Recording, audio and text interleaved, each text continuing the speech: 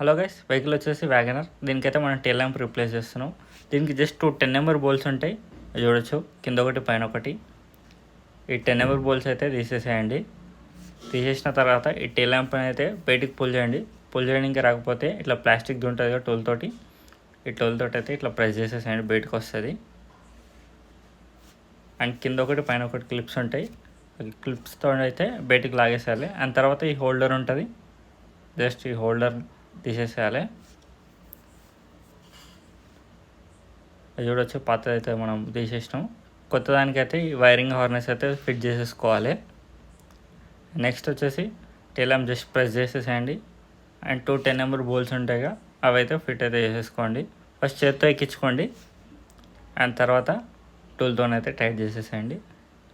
Thanks for watching. Like, share and subscribe.